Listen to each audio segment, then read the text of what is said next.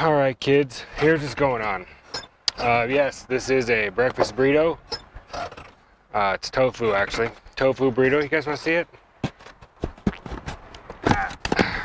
Look at that, yummy. That's my lunch. Anyway, I'm at my favorite surf spot, as you guys can see. Thousand Peaks or Ukamahami Beach Park, whatever they call it, whatever. And I am actually heading to go work on Jimmy's little 58 MGA, although he didn't send me a text, so maybe we're not doing it today. Although I thought we were. But anyway, see you guys in just a second.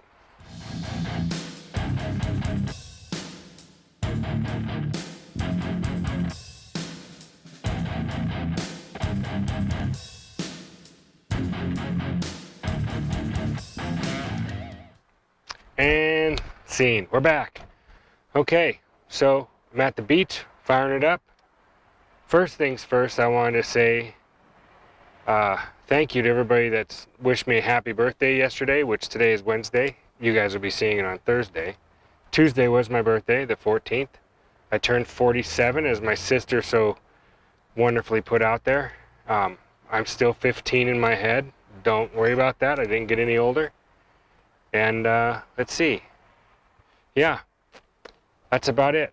Thanks to everybody that just subscribed. And if you don't know, this channel is mostly about cars. We don't do any politics or anything else. No religious stuff, no politics. We keep it clean. We have a lot of fun. And I do a thing called Story Time and Car Quiz Today. So if you see CQT, that's Car Quiz Today. My hair's still wet from surfing, by the way. I put a shirt on so you wouldn't have to see me topless. Car Quiz Today, which that will be answered today, which has to do with the questions from last week that I asked for the difference between a GT350 and a GT500, specifically the Mustangs, which is what they were, the older ones, not the new ones, not the junky new ones, the old ones. And then I do a story time, something to take up while we drive. And you guys have seen me actually come out to this spot, but you've never seen me drive away and see what it looks like going the other direction. So you're going to get a treat. We're going to go from this beach park, and I'll put the map up here at the beginning, and we're going to go along and follow, which is Highway 30 or Honopialani Highway. We'll follow it, and then we'll go down by Sugar Beach, which is towards Kihei, and then we'll follow along down there to Jimmy's house. And I'll just do the map. That way, if you are a subscriber of his, you can stalk him too. Something's going on here. Anyway, yeah, that's it. Yeah, so let's fire it up. Anyway, boom. And that's it, we're on. I think this thing is charging. I don't know, let me check. Doing technical checks first, technical. Hello everybody.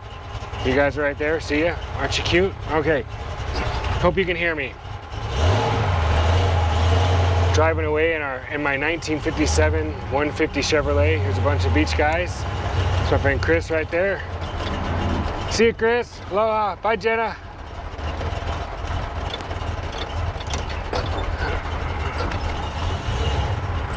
Okay, sunglasses, engaged. Oh look, the traffic opened up for me. All right, so Shelby GT350. I got some good answers, a few answers. Surprisingly, more of you knew more about Dodge stuff than you did about the Ford Mustang, the Shelby, which I'm not really that surprised about it, but let's be honest.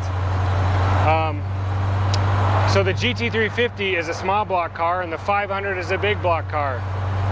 That's like the main difference between the two.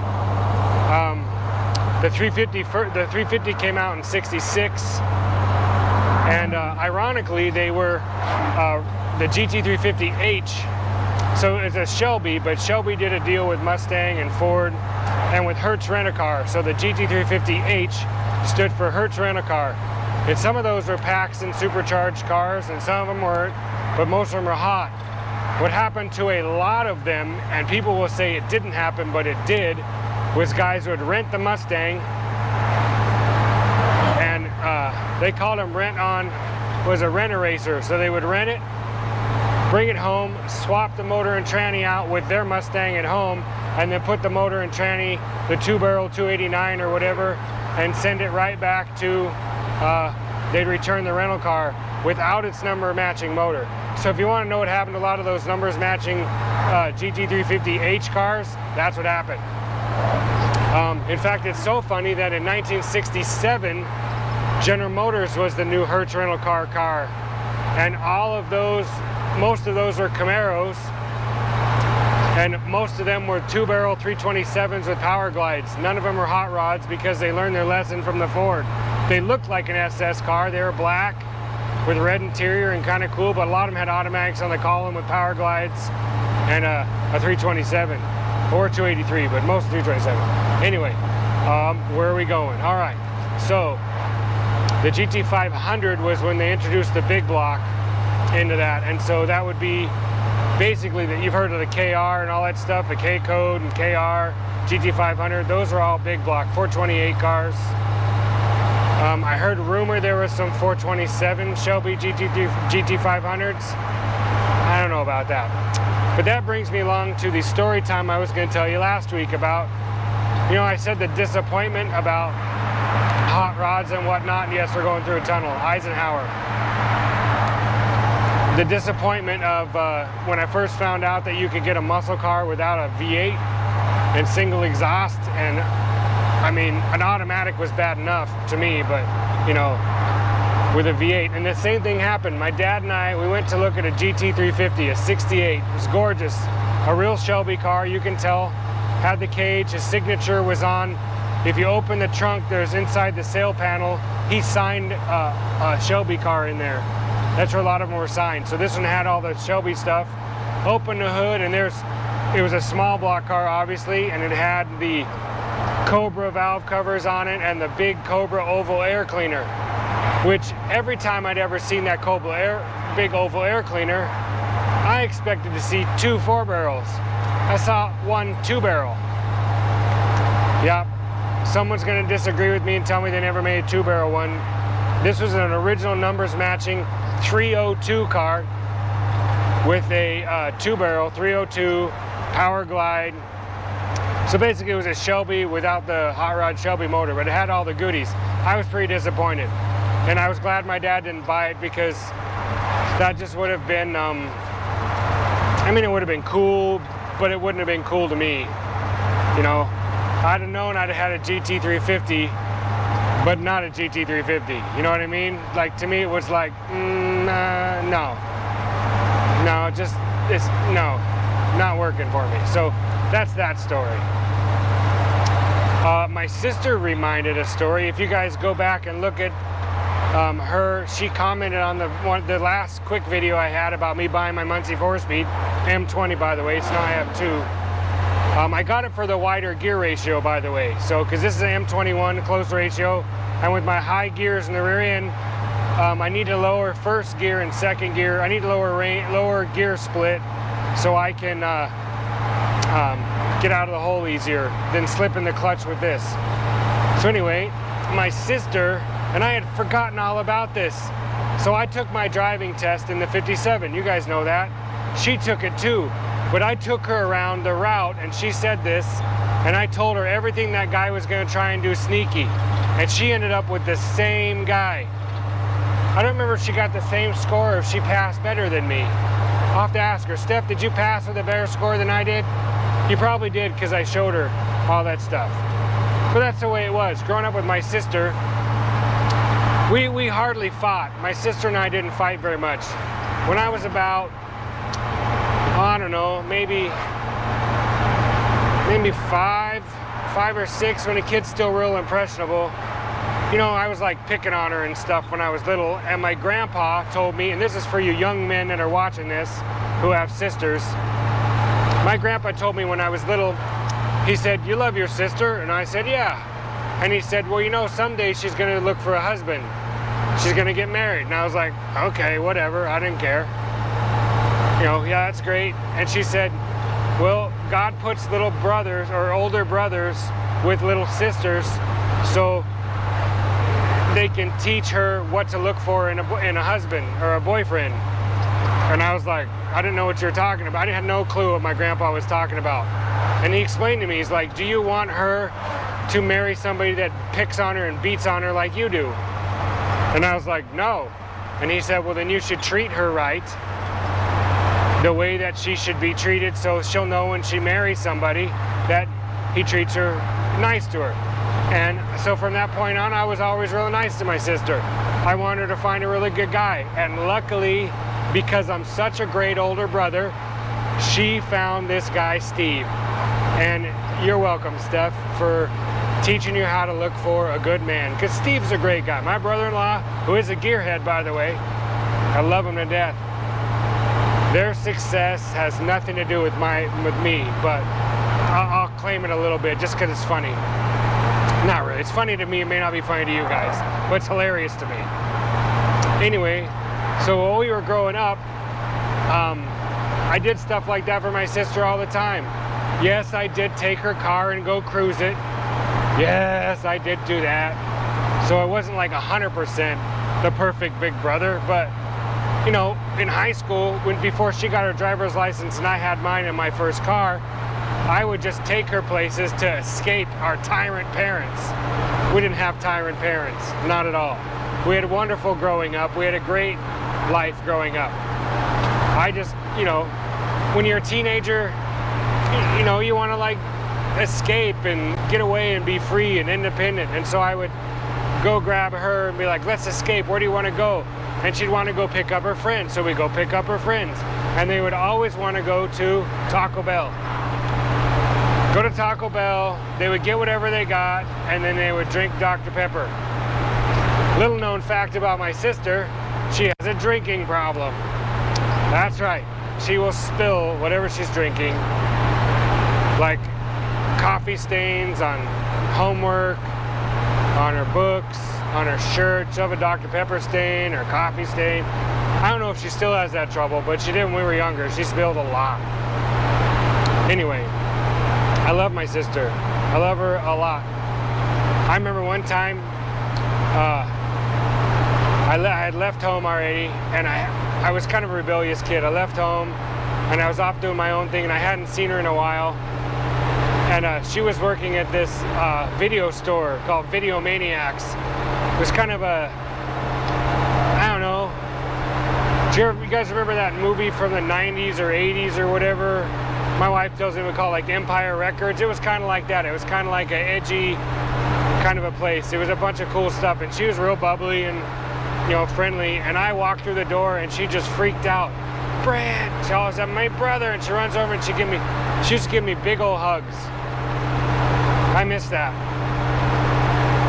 But I don't know how many brothers get big old hugs and squeezes from their sister.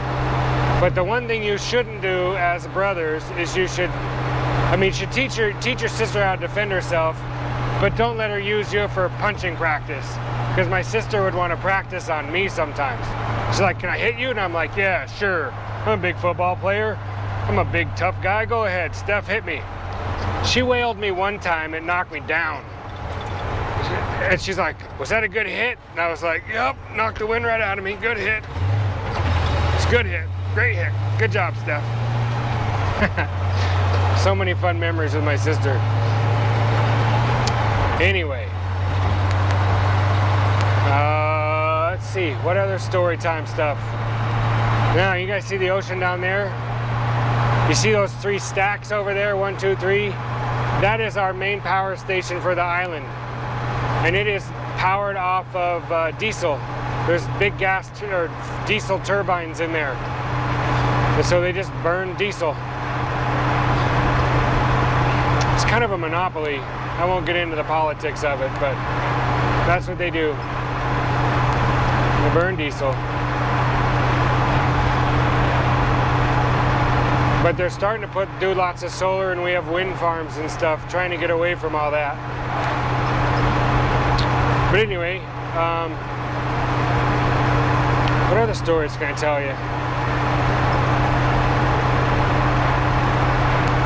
I was thinking about some yesterday, on my birthday, actually. Oh, so for my 18th birthday, I turned 18. I wanted to go, my mom and dad said, where do you want to go for your birthday? And I said, Chuck E. Cheese. I did, I really did. I want to go to Chuck E. Cheese. And they said, well, who do you want to invite? And I said, Cameron. And I said, we're going to go to Chuck E. Cheese. I had my pickup. And we're going to take Cameron. My sister had to drive her car. She brought her friend Melissa, I think. Or somebody. Angie, I don't remember who she brought. She brought somebody. And my mom and dad drove the 57, and we went to Chuck E. Cheese in old cars and ate pizza and played games and had a good time. 18 years old, going to Chuck E. Cheese. See, I never grew up. I'm still a kid. That was a stipulation. Gotta drive old cars. Not much has changed. I had pizza last night for my birthday. It was great. It was awesome. So, what should your new car quiz question be about? Let's see, what will your car quiz question be about?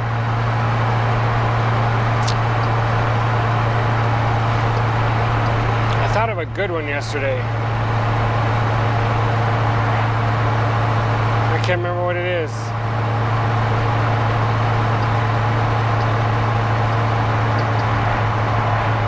Let me think about this for a second. You guys stare off into space and...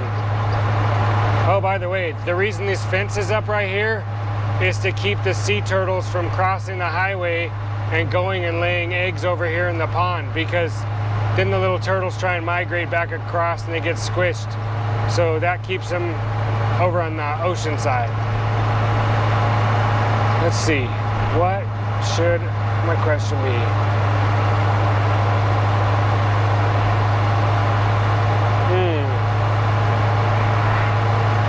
Trying to think of what it was.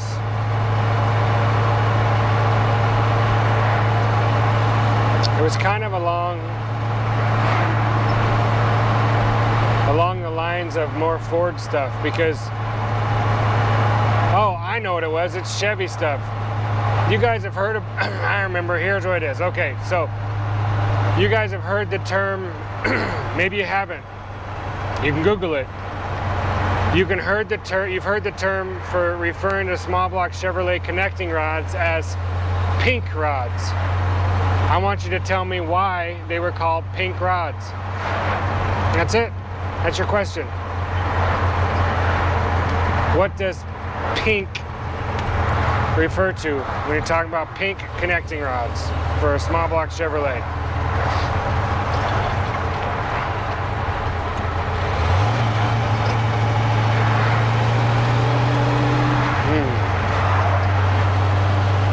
Another story.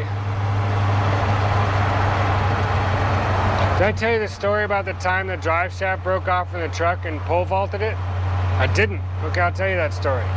So, I was in high school and I was traveling between one high school to another for my auto shop class. So I did four periods at one high school and 2 at another. And I traveled during our lunch hour. But they gave me an extra period time to leave, so I had a long lunch. Let's say we're gonna go down South Kihei Road, so you guys can see Kihei, not in its entirety, but you know, whatever. So I was 16 or 17, probably 17, and I had that short wide bed 59 GMC pickup, and this is how I learned the feeling. It's how I learned the feeling of like when U-joints are going bad. You can always tell. It's kind of on off the throttle. Actually, if you're going down the road and you put in neutral and it develops a vibration, chances are you got a bad U-joint. Front or rear, it's hard to tell. But this is also the reason why you should have a driveline loop on your car or truck. So I was going down the highway. I was on my way to school. So I went to school. I think I took my sister to school, dropped her off, and it was my lunchtime, and I was heading over to my other high school. But on the way to school, I'd been feeling this like vibration. And I don't know about you guys, but like I've told you before, I can like feel like the car is part of me. So I was feeling it, and I was driving along. I'm like, what's that weird vibration? What's that weird vibration? And I was playing with the throttle on, off, and putting neutral going down a hill, and I'm like vibrating. I'm like, I wonder if that's a U-joint. I'd never experienced it before. I didn't know what it was. Hadn't diagnosed anything like that before. And it wasn't. All right, boys and girls, kids and kittens, let's get this party started. Just turn that camera on. You're probably wondering why, hold please. Take my slippers off. You're probably wondering why you're down there now. It's a good question. I had you up on the dash up here, and the camera got really hot and shut off for some reason. I don't know. So now you're down there. Let's see if this works. So I can finish. I went back and watched what the video was, and it turns out, well, it cut off in the middle of my story of the drive shaft falling out of my truck. And you didn't get to see the road all the way to my buddy Jimmy's house where I was working on his, what did I work on today? I worked on a 58 MGA. I worked on a 78 Ford pickup F100, or F150 that had 86,000 original miles, original paint, everything. Good looking truck. Kind of the same color as my dash. I worked on a 53 or 54 MG TD that he's making into like this weird looking Batmobile car. But that's what I did today after I surfed. So back to the story. I guess where I left off was I was feeling the vibration. I didn't know what it was. I hadn't figured it out yet, and I hadn't applied like the physics of it in my brain. How U-joints, I knew how they worked, but like I hadn't really looked at them that far to figure it out. So hadn't really had any experience. So when the driveline came out, it was weird. I was gone from one school. I was leaving at the lunchtime, and I was heading back, and on my way to school, it did have that vibration. And let's get out of here before we get interrupted and people start bugging me, because they do it all the time. If I sit long enough, people will start asking me questions about the car, which is great, but I don't want that to happen while I'm trying to tell you a story. So I was heading down, engaged. I was heading down McCarran, which my one high school was one on one end, and the other end of it was the other. So 13 miles away. And I'm taking off down the street, and I'm coming back this way, and I head up over the hill by my house, and I'm going down McCarran by San Rafael Park. So I was up towards the top of it. And all of a sudden, I mean, the vibration was getting worse. It had gotten worse that day. It was getting worse, and of course, you know, me being dumb, I was doing burnouts and like dumping the clutch and all sorts of stuff. So I wasn't giving it any second chances. So I'm heading down the hill, and it starts getting real vibration, and then all of a sudden it quit, and then bam, I hear it, and then all of a sudden I'm looking like this direction through the windshield as the truck's up in the air like that. It pole vaulted it. And at the same time, the driveline wrapped underneath the car, snapped off at the other U-joint, and was back on the road, or back there. And I slid to a stop and pulled off to the side of the road in neutral because I couldn't go anywhere. Yeah, I'm not gonna get through traffic. I couldn't go anywhere, so I just kind of pulled off the side of the road, and just like that person opened the door without looking, just like that happened. The same thing in my truck. I pulled off the side of the road and stopped, and I opened the door, and before I opened the door, I kind of pulled it back in a little bit and grabbed something off the seat, and right as I did, the driveline cartwheeled by me real fast and then hit and then stopped and slid and then slid off into the gutter in front of me, probably 100 yards. So I ran down there, grabbed it, put it back in the truck, and then got it towed, and the towing company hauled it into my high school, and I wasn't late, believe it or not. I made it in time to be in auto shop class on a tow truck. And then I learned how to take U-joints apart and stuff and put them back together, but not the way I showed you guys how to do it. Not the quick, easy way. My teacher made me use a vise and something else, and I don't know. At that time, Charlie was, you know, he was a boss, so he showed me all sorts of stuff I didn't know. But yeah, that was a heck of a thing. That was terrifying. I've heard stories since then of people actually flipping over when the front driveline drops, it pole vaults and actually flip the truck up and like throw you out of control, and you know, it can kill you. So you should put a driveline hoop in your vehicle. And in those days, the truck transmission had a bolt-on yoke, just like the rear end, so the drive shaft had a slip in the middle of it towards the top. It didn't have a slide-in yoke like this does, or like an automatic does. But that was a pretty interesting setup.